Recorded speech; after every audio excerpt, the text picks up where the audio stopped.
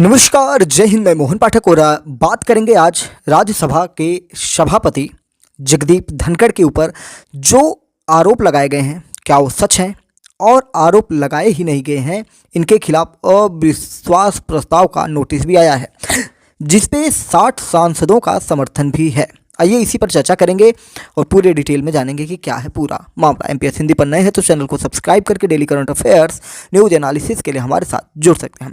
संसद का शीतकालीन सत्र चल रहा है, आपको भी पता है, हमको भी पता, और ये कई दिनों से चल रहा है और ये चल रहा था। 10वें दिन की घटना है। 10वें दिन मंगलवार को विपक्षी सांसदों ने राज्यसभा के सभापति जगदीप धनखड़ के खिलाफ अविश्वास प्रस्ताव पेश कर दिया। विपक्षी सांसदों ने बहुत सारी बातें कही, इनके बारे में कही कि ये पक्षपात करते हैं। क्या कहा, किन किन सांसदों ने कैसे बातें की, सब बताते हैं। विपक्षी सांसदों ने राज्यसभा के जनरल सेक्रेटरी पीसी मोदी को धनखड़ के खिलाफ अविश्वास प्रस्ताव का नोटिस दिया है। इस नोटिस में कांग्रेस, टीएमसी, आम आदमी party, Samajwadi party, DMK, CPI, CPIM और आरजेडी, राष्ट्रीय जनता दल लालू वाली, ठीक है, समेत विपक्षी पार्टियों के 60 सांसदों के दस्तखत शामिल हैं। विपक्ष का आरोप है कि राज्यसभा के सभापति और उपराष्ट्रपति जगदीप धनखड़ पक्षपात पूर्ण तरीके से सदन चलाते हैं और विपक्ष को बोलने नहीं देते। विपक्ष के नोटिस पर संसदीय कार्य मंत्री किरण रिजिजू ने कहा कि विपक्ष हमेशा चेयर यानी सभापति का अपमान करता है। वे सभापति के अधिकारों का अनादर करते हैं। सदन में एनडीए के पास बहुमत है और हम सभी को चेयरमैन पर भरोसा है। वहीं बहुत सारी बातें फिर निकल के आई, जिनमें मंगलवार को 11 बजे दोनों सदनों की कार्यवाही जब शुरू हुई तो लोकसभा में हंगामा होने लगा। पहले 12 बजे तक सदन को स्थगित कर दिया गया, फिर उसके बाद 12 बजे की कार्यवाही शुरू होने के बाद भी अडानी जॉर्ज सोरोस मुद्दे पर हंगामा जारी रहा। यानी कि पूरे शीतकालीन सत्र में अडानी ही मुद्दा है। यहाँ तक कि टोपी लगा ले रहे हैं अडानी का, अडानी के नाम का टी शर्ट पहन ले रहे हैं, एकदम मतलब फुल अडानी का प्रमोशन हो रहा है कांग्रेस पार्टी और विपक्षी पार्टियों के द्वारा।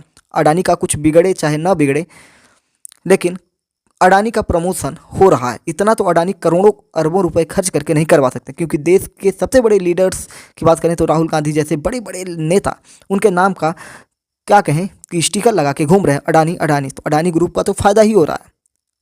चाहे इसमें भी कोई दाल में काला हो सकता है, शायद अडानी ही पैसा दे के राहुल गांधी से अपना प्रमोशन करवा रहे हो। ऐसी बातें सोशल मीडिया में चल रही हैं।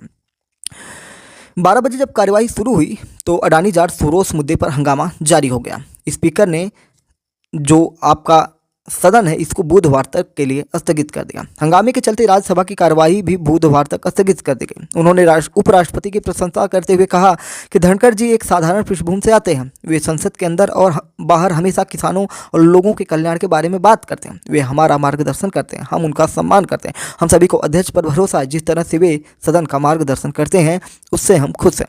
वहीं प्रियंका गांधी ने भी अपनी बातें रखी। प्रियंका गांधी ने कहा, मैं तो संसद में नहीं हूं, लेकिन 20 से 10 दिन में प्रधानमंत्री सदन में आए ही नहीं हैं। हम अडानी का मुद्दा क्यों न उठाएं? आप यूपी के गांव में जाकर देखिए, लोगों के कितने बिजली बिल आ रहे हैं, ताकि ये लोग पैसे बनाएं, यानी कि अडानी पैसे बनाए। आखिर अमेरिका में अडानी पर केस क्यों हुआ है, ये प्रियंका गांधी ने बोला है। किरण रिजिजू ने भी कुछ बातें कही। उन्होंने कहा कि संसदीय कार्य मंत्री किरण रिजिजू हैं, इनकी बातें ये थी कि हम सदन की कार्यवाही बाधित नहीं करेंगे। सपा, टीएमसी और कांग्रेस समेत कई पार्टियों के सांसद मेरे पास आए थे। कांग्रेस राज्यसभा में चर्चा करना चाहती है, सिर्फ राहुल गांधी कार्यवाही में हिस्सा नहीं लेना चाहते। शायद उनका संसदीय लोकतंत्र में विश्वास नहीं है। निशिकांत दुबे जो हैं भाजपा के बड़े लीडर हैं, उन्होंने कहा कि लोकतंत्र में मेरी आवाज़ दबाई जा रही है। विपक्ष मुझे बोलने नहीं दे रहा है। पहले वे मेरे 10 सवाल सुन लें तो आगे बात बने। इनमें बात करने की हिम्मत ही नहीं है।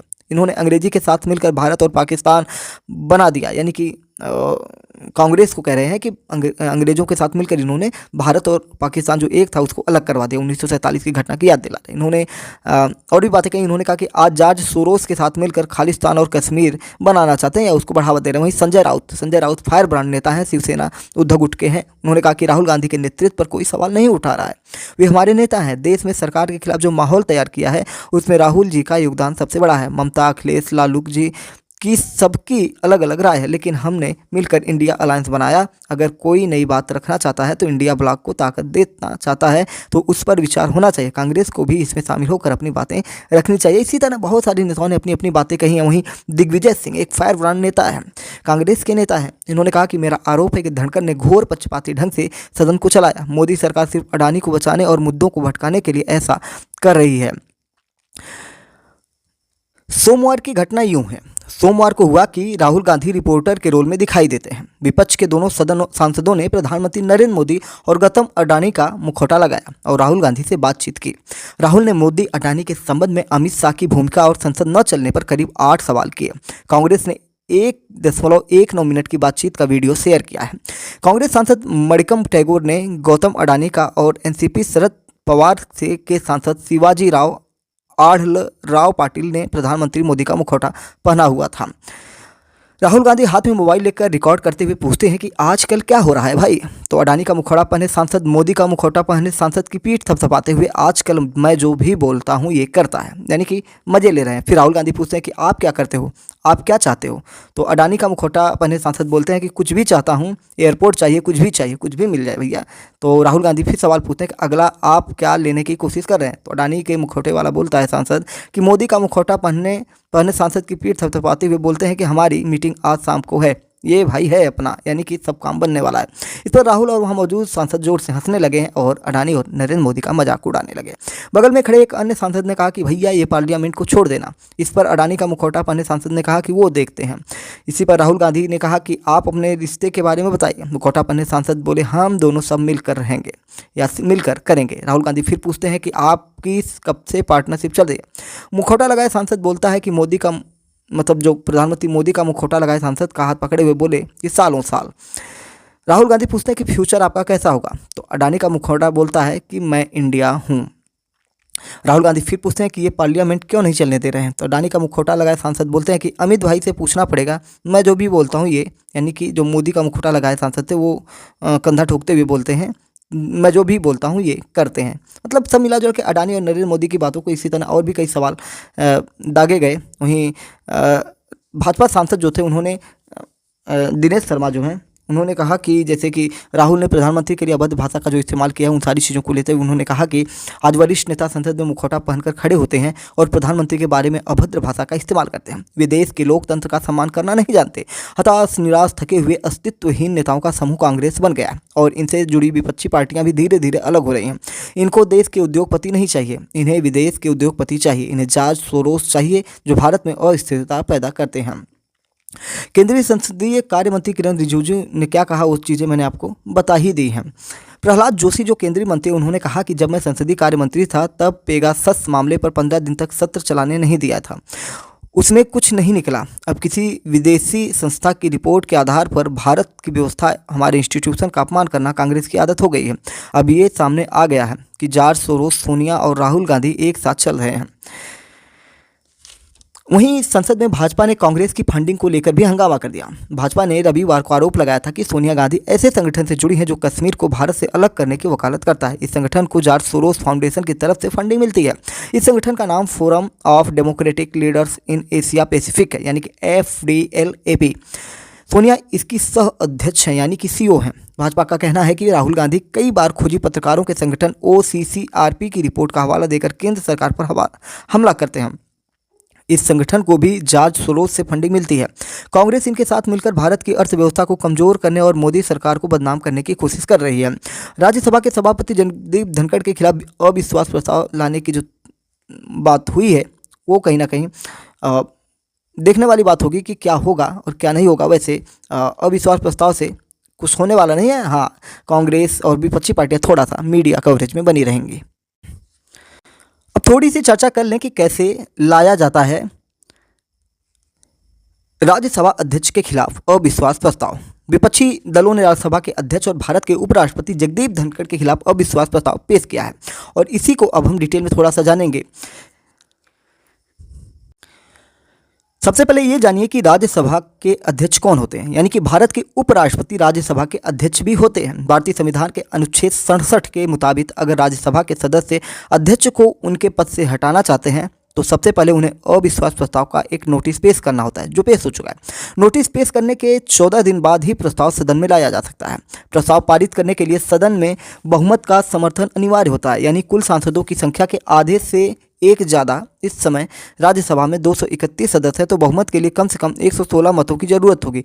इस समय राज्यसभा में कांग्रेस के 27, तृणमूल कांग्रेस के 12, आम आदमी पार्टी के 10, एसपी के 4, डीएमके के 10 और आरजेडी के 5 सदस्य हैं, यानी कुल मिलाकर 68। विपक्ष को प्रस्ताव को पारित कराने के लिए कम से कम 48 और मतों की जरूरत होगी। अगर राज्यसभा से प्रस्ताव पारित भी हो गया तो उसके बाद उसे लोकसभा से भी पारित करवाना होगा, और वहां विपक्ष के लिए बहुमत जुटाना और मुश्किल होगा।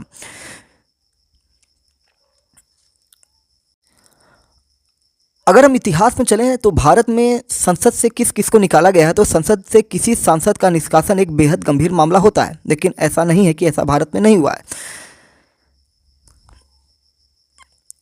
भारत में सांसदों का संसद से निष्कासन एक बेहद दुर्लभ घटना है। संसद भारत के लोकतंत्र का केंद्र है, इसलिए संविधान लाखों मतदाताओं द्वारा चुने गए प्रतिनिधियों को कई तरह की सुरक्षा और विशेषाधिकार देता है। अनुशासनात्मक कार्रवाई से सुरक्षा भी ऐसा ही एक विशेषाधिकार है। लेकिन जब संसद के नियमों और मर्यादा के गंभीर उल्लंघन का मामला हो, तब संसद निष्कासन कदम उठाती है। शुरुआत आज़ादी के तुरंत बाद ही हो गई थी।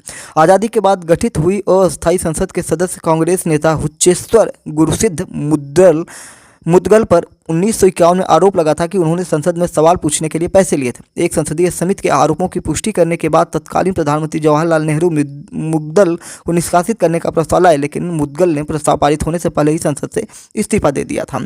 1976 में आपातकाल लगा हुआ था। उस दौरान सुब्रमण्यम स्वामी जनसंघ के सदस्य थे। वो आपातकाल के खिलाफ एक सक्रिय कार्यकर्ता थे। इसी वजह से उन्हें विदेश में भारत विरोधी प्रोपोगेंडा फैलाने के लिए राज्यसभा से निष्कासित कर दिया गया था। आपातकाल खत्म होने के बाद जब चुनाव हुआ और जनता पार्टी की सरकार बनी, तब नवंबर 1977 में पूर्व प्रधानमंत्री इंदिरा गांधी पर लोकसभा में पूछे गए एक सवाल का जवाब देने के लिए जानकारी इकट्ठा करने गए अधिकारियों को धमकाने और उनके खिलाफ झूठे मामले दर्ज करने के लिए लोकसभा से निष्कासित कर दिया गया था। हालांकि 1 महीने बाद लोकसभा ने ही उनका निष्कासन वापस भी ले लिया था। दिसंबर 2005 में 54 साल पुराने एच.जी. मुदगल जैसा मामला दोबारा सामने आया। एक टीवी चैनल द्वारा किए गए स्टिंग ऑपरेशन में कई पार्टियों के 11 सांसद संसद में सवाल पूछने के लिए पैसे लेते हुए नजर आए।